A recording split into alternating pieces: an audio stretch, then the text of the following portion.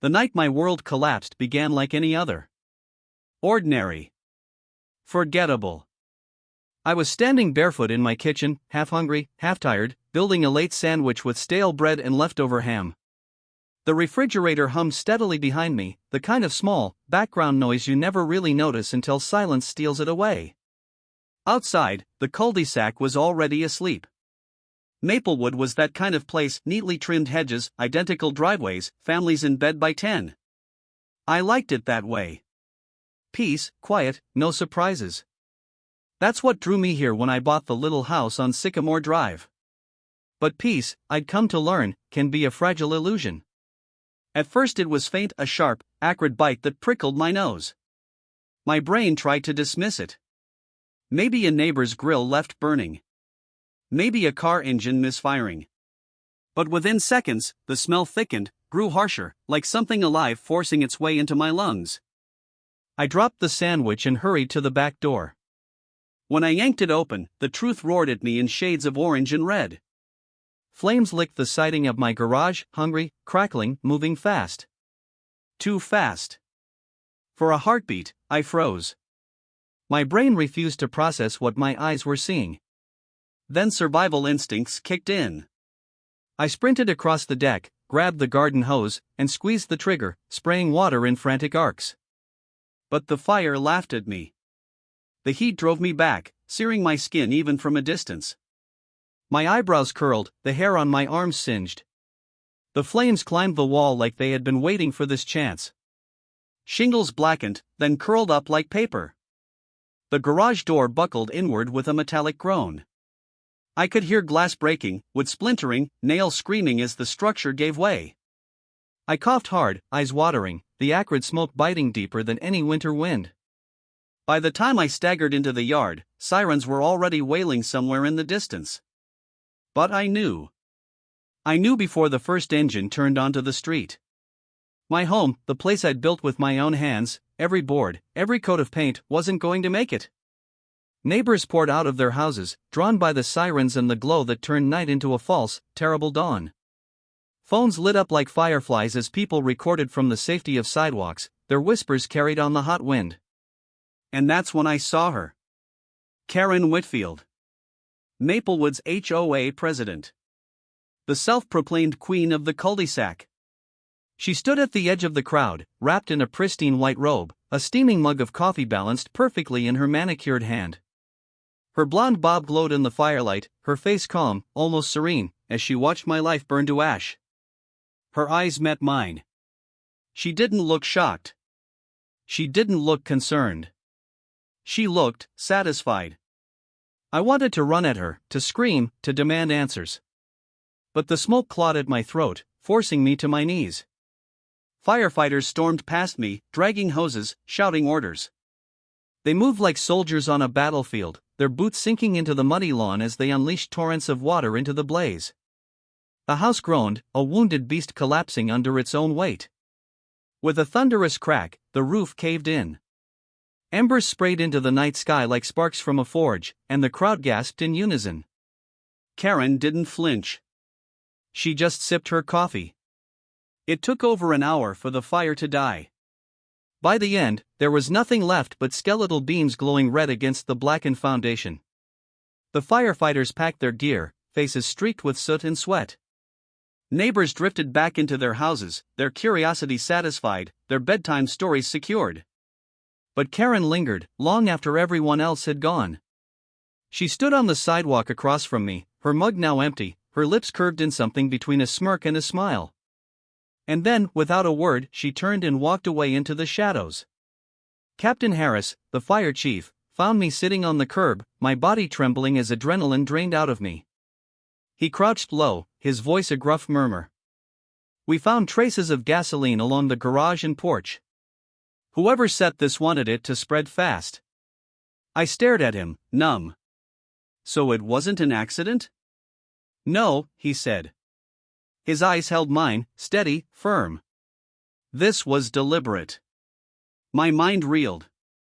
Images flashed, Karen's endless letters about bylaw violations, her threats about fines, the way she looked at me like I was dirt beneath her manicured shoes. And now, the way she had stood there tonight, watching with that cold satisfaction. It wasn't proof. Not yet. But in my gut, I knew. Karen Whitfield had burned my house to the ground. The next morning, the air still smelled like smoke. I stood in the ruins, black ash crunching beneath my boots. I picked through the wreckage with a shovel, uncovering melted scraps of what used to be my life. A twisted picture frame. A half-charred baseball glove from when I was a kid. A coffee mug with the words "Best Dad Ever," a gift from my daughter before she left for college. All gone. That's when my phone rang. It was Rachel Coleman, my lawyer. "John," she said, her voice tight, "you're not going to believe this." "What now?" My throat was raw from smoke and grief. "Karen Whitfield is suing you." The words didn't register at first. Then they hit me like a hammer. "She's what?" "She filed a claim with the county this morning. Says you violated HOA safety bylaws, that your garage was a fire hazard. She's trying to paint the fire as negligence." I laughed, but it came out bitter, broken. "She burned my damn house down, and now she's suing me for it?" Rachel sighed. "I know it sounds insane, but that's her move. Don't worry, we'll fight it. I'll meet you at the courthouse tomorrow." I hung up, staring at the ruin of my life. Smoke still curled lazily from the ashes, carrying the scent of gasoline into the morning air. And across the street, I saw her again. Karen, standing by her mailbox, smiling faintly as if she'd already won. The next day, I walked into the courthouse, still wearing the same smoke-stained jacket I'd had on during the fire. My lungs still burned. My skin still smelled like ash. And there she was, Karen Whitfield, striding into the courtroom in a pastel blazer and heels, her lawyer at her side, her head held high. When her eyes met mine, she smiled. It was the same smile she wore as my house collapsed. And in that moment, I swore, if the fire didn't destroy me, I'd make sure the truth would. Courtrooms don't hum with life, they suffocate it. The stale smell of paper, polished oak, and human nerves filled the Maplewood County Courthouse that morning. Every creak of a bench, every shuffle of shoes echoed too loudly, as if the building itself enjoyed amplifying fear. I'd sat on these benches once before, years back, called in for jury duty. Back then, I had the luxury of being a spectator. Now, I was the man on trial, not for what I'd done, but for what I'd lost. My house was still a smoldering memory, yet here I was, cast as the villain in Karen Whitfield's twisted play. She sat at the plaintiff's table like a queen on her throne. Perfect pearls draped around her neck, a pastel blazer pressed so sharp it could cut. She had the calm smile of someone who had rehearsed it in the mirror 1,000 times. And beside her, oozing confidence in a suit that probably cost more than my monthly mortgage, sat her lawyer, Douglas Pratt. I hated him instantly. He was the type of man who didn't just play the system, he thrived on it. Slick hair, smoother voice, a predator in a silk tie. He whispered something into Karen's ear, and she smirked, crossing her legs slowly, her heels clicking against the floor like punctuation marks of dominance. My lawyer, Rachel Coleman, leaned close. She was sharp, focused, her dark hair tied back in a neat bun, her legal pad covered in scribbles and color-coded tabs. "Keep your cool," she murmured. "She wants you rattled. Don't give her that satisfaction." I nodded, but my jaw ached from how hard I was clenching it. Then the bailiff's voice cut through the room, "All rise." The judge entered, Eleanor Price, a woman who commanded silence without raising her voice. She was in her 60s, silver hair pinned into a bun, eyes sharp behind her glasses. She scanned the courtroom like a hawk, her gavel striking once against the bench. "Case of Maplewood Homeowners Association versus John Miller," she announced. And just like that, my role shifted. I wasn't the man who'd lost everything to fire. I was the defendant, the accused. Pratt stood first. He adjusted his tie, walked to the center, and turned toward the jury with the ease of a man who knew exactly how much space he commanded. "Ladies and gentlemen," he began, his voice warm, persuasive, "this case isn't about tragedy. It's about responsibility." Mr. Miller's property was poorly maintained. His garage contained flammable materials improperly stored. His negligence endangered not only himself but every family in Maplewood. The HOA, led by Mrs. Whitfield, has always acted to protect the community. But when one homeowner refuses to follow the rules, refuses to ensure safety, the results, he paused, gesturing toward me with just enough subtlety to avoid ejection, are catastrophic. He painted a picture of me as reckless, irresponsible, a man who ignored safety codes and thumbed his nose at regulations. Each word twisted reality, cutting deeper than any flame ever could. And Karen nodded along like a parishioner in church, her eyes flicking toward me with triumph. Then it was Rachel's turn. She rose, shoulders square, heels firm against the wood floor. "Your Honor, ladies and gentlemen of the jury," she began, her voice steady, controlled. "The plaintiff would have you believe this fire was caused by negligence. That my client is to blame for losing his home. But the evidence tells another story, one of arson, malice, and a long history of harassment." She paced slowly, meeting the eyes of each juror. "The fire department's report confirms accelerants were used. This was no accident. Someone wanted this house gone. And when you look at motive, at opportunity, one name stands out, Mrs. Whitfield." Gasps rippled through the courtroom. Karen's composure cracked just for a moment, her lips tightening, her nails digging into her blazer. The judge rapped her gavel. "Order." The hearing stretched into hours. Witnesses spoke. Inspectors presented their findings. Diagrams of the garage, photos of the charred remains, chemical reports showing traces of gasoline. Each piece built a puzzle whose picture was becoming harder for Karen to deny. But she played her role well. She dabbed her eyes with a tissue when Pratt prompted her, spoke about the sanctity of Maplewood safety standards, and painted herself as a martyr trying to protect her neighbors from my supposed recklessness. It was infuriating to watch. My fists balled under the table. My heart hammered against my ribs.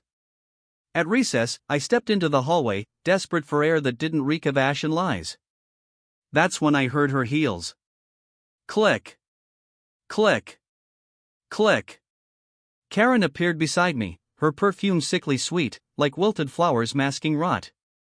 She leaned close, her voice a whisper sharp enough to cut. "You should have just paid your fees, John. All of this could have been avoided. Now look at you homeless, humiliated. When I'm finished, you'll wish the fire had taken you with it." Her words landed like gasoline on fresh coals. I wanted to scream, to grab her, to drag her back into that courtroom and expose her for what she was. But Rachel appeared at my side, her hand firm on my arm. "Don't," she warned softly. "She's baiting you. Let her dig her own grave." Karen smirked one last time, then strutted away, her heels echoing down the marble hall like war drums. The next day, something shifted. When court reconvened, Rachel called an unexpected witness. My neighbor, Tom Jenkins, shuffled nervously to the stand. Tom was a quiet man, a widower in his 70s who kept to himself, tending his roses and waving politely from across the street. I hadn't expected him to be here. But when he raised his hand and swore to tell the truth, I felt a spark of hope. "Mr. Jenkins," Rachel began gently, "can you describe what you saw on the night of the fire?" Tom cleared his throat, his voice shaky but determined. "I was out late. Couldn't sleep. I was watering my roses around 10:30, maybe 11. That's when I saw Mrs. Whitfield." The room went still. Karen's head snapped toward him. "She was walking around John's yard," Tom continued, his hands trembling slightly on the wooden railing, "carrying a red gas can." The silence that followed was electric. It felt like every molecule of air was holding its breath. Karen's lawyer shot up. "Objection. Speculation. The witness is mistaken." But Rachel pounced. "Mr. Jenkins, are you certain it was Mrs. Whitfield?" Tom nodded firmly. "I've lived across from her for 30 years. I know her walk, her hair, her clothes. It was her." "No doubt." The jury shifted uncomfortably. Karen's mask cracked wide open, panic flickering across her face. Rachel pressed forward. And what happened after you saw her? I went inside to call the police, Tom admitted, but by the time I picked up the phone, the fire had already started. The courtroom erupted. Murmurs, gasps, whispers bouncing off the walls. The judge slammed her gavel. Order! Order in the court! But the damage was done. The seed was planted. That night, as I lay in a cheap motel room still reeking of smoke, I replayed Tom's words over and over. For the first time since the fire, I felt a shift. Karen wasn't untouchable anymore. She had made a mistake. She thought fear would keep people silent. But now the truth had a voice. And in that courtroom, for the first time, I saw fear flicker in her eyes. The fire hadn't destroyed me, it had lit the path to her downfall. The courtroom felt like the belly of a storm. Heavy oak benches groaned beneath the weight of bodies, murmurs sweeping through the gallery like restless wind. The ceiling lights cast a harsh white glow over polished wood, steel fixtures, and faces tight with expectation. Reporters had already filled the first 2 rows, their cameras poised like vultures waiting to snap at the carcass of reputation and scandal. I sat at the plaintiff's table, my hands clasped so tightly together the knuckles had gone white. My house was gone, ashes scattered on my land, my belongings lost forever. Yet, what weighed heavier was the thought that Karen had set it all alight, laughed at my pain, and now stood across from me without a flicker of remorse. When the bailiff called, she entered the courtroom. Karen Whitfield, the queen of the HOA, strutted in like she still owned every brick of the subdivision. Her crimson blazer popped like fresh blood against the muted tones of the room. She walked with her chin tilted upward, daring anyone to see weakness in her step. But I saw something else, something flickering behind her perfectly painted smile. Fear. The judge, Harold Kinsey, adjusted his glasses and gave the gavel a sharp rap. The sound sliced through the room. Court is now in session. The case of Michael Lawson versus Karen Whitfield will proceed. Karen's attorney, a slick man named David Monroe with hair combed so precisely it could have been carved, rose to his feet first. He carried himself with a swagger that matched his client's arrogance. Your Honor, he began, my client stands falsely accused. Mrs. Whitfield is a respected community leader. These claims, he raised his voice, making sure every word reached the reporters, are nothing but an attempt to vilify her after years of neighborly disputes. I clenched my jaw. To them, it was a feud. To me, it was the ashes of my life. My attorney, Sarah Coleman, stood next. She was a steady force, calm but sharp, her voice clear as glass. Your Honor, this is not about neighborly disputes. This is about arson. It's about intimidation, manipulation, and the destruction of a man's home. We will show evidence that Mrs. Whitfield threatened Mr. Lawson repeatedly, culminating in the deliberate burning of his house. The judge nodded, expression unreadable. Proceed. The first hour passed in a haze of testimony. The fire marshal was called. He spoke with a grave certainty that made the gallery lean forward. The accelerants we found were not consistent with a simple electrical fire. This was deliberate. We located multiple points of origin inside the home. He adjusted his hat in his lap before continuing. Someone poured gasoline throughout. I stared straight ahead, refusing to look at Karen. Then came the neighbor testimony. Some were reluctant, others bold. One woman, Janice Miller, shifted nervously as she spoke. I overheard Karen saying something about teaching Michael a lesson he'd never forget. She said he was ruining the neighborhood's image with his old truck and unkempt yard. I didn't think she meant, her voice cracked. I didn't think she meant burning his house. Gasps rippled through the gallery. Karen's lawyer leapt to his feet. Speculation, Your Honor. Idle gossip. But Judge Kinsey waved him down. Overruled. The witness may continue.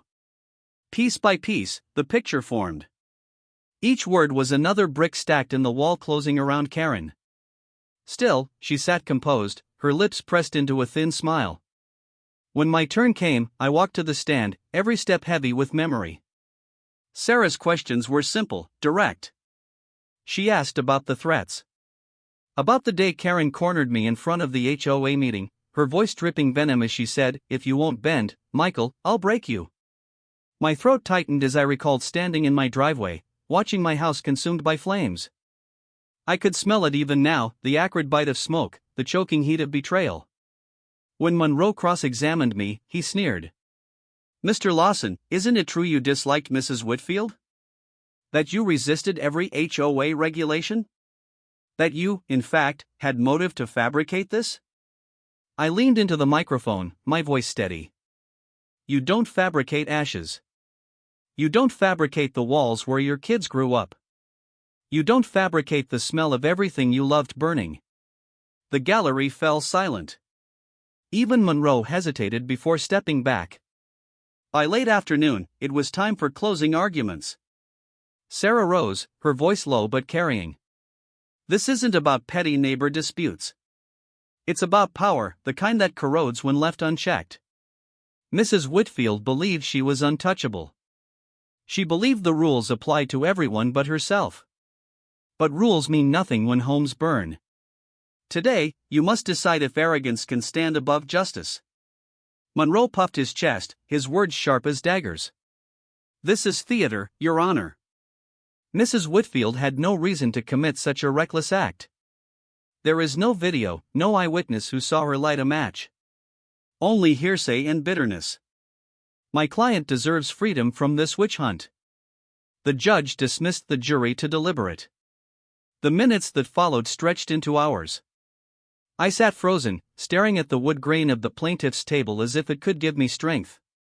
Outside the windows, daylight bled into evening. The shadows lengthened, wrapping the courtroom in a hushed, oppressive weight. Finally, the jury filed back in.